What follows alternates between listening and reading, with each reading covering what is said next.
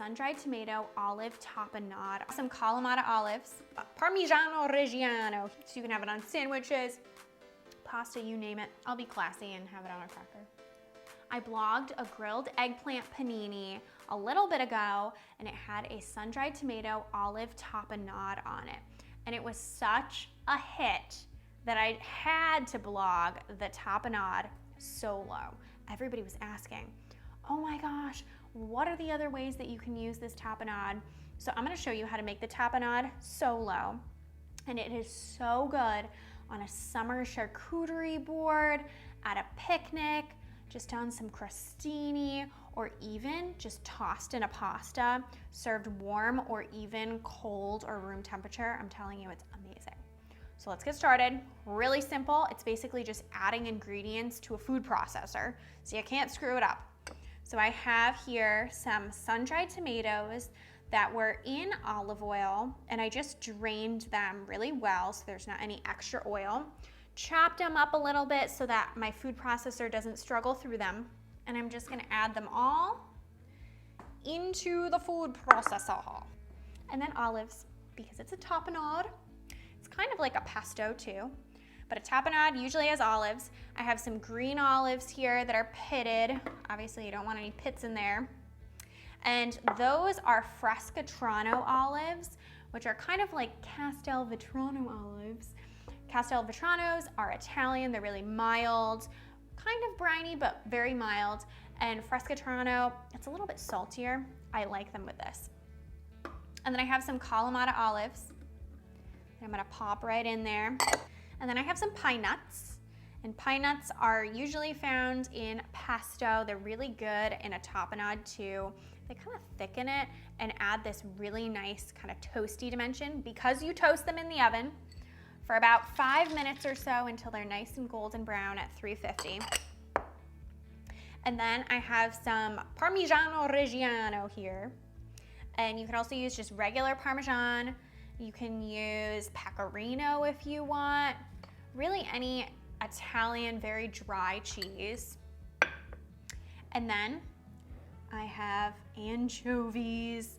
And this is the hidden ingredient. This is the special secret ingredient. It just adds a really nice dimension to this. It adds a saltiness, and it reminds me so much of Italy.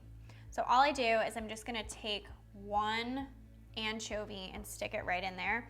You don't want it to be crazy, crazy anchovy in your face, but just a little bit of the back essence of anchovy is so perfect in this. And then garlic. You have to have garlic in this. You want 2 big cloves, pop them right in there.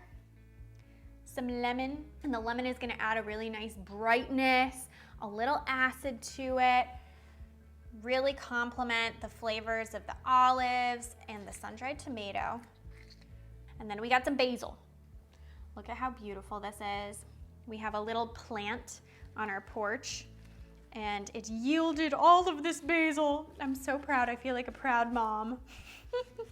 So I'm just gonna pop the basil right into my food processor, and this will add a nice summer tone. That's what I'm gonna say. It's just fresh. It reminds you of summer. Basil is such a summery ingredient. It'll play off the other flavors of this pesto tapenade.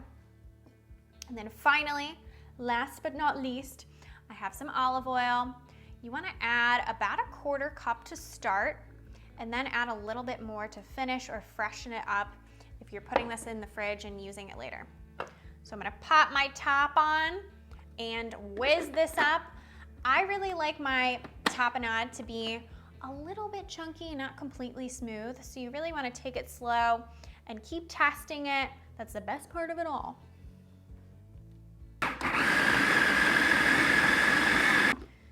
So when you're getting close, you wanna take a spoon and you just wanna knock the edges off, because you can see that a lot of the ingredients got stuck on the edges, and you want those to blend right in. One more time and it should be good.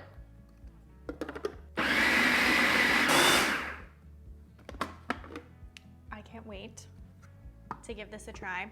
You honestly don't even need crackers. You don't need pasta, you don't need antipasto.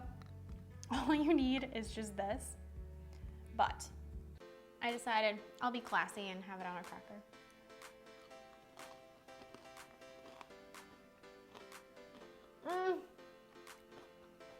No wonder you guys are obsessed with this recipe. It is so good. And I can think of a million reasons to make it now and have it in your fridge all week so you can have it on sandwiches, pasta, you name it. Check it out on tastefullygrace.com. You won't regret it. Olives is so perfect in this. And then I have some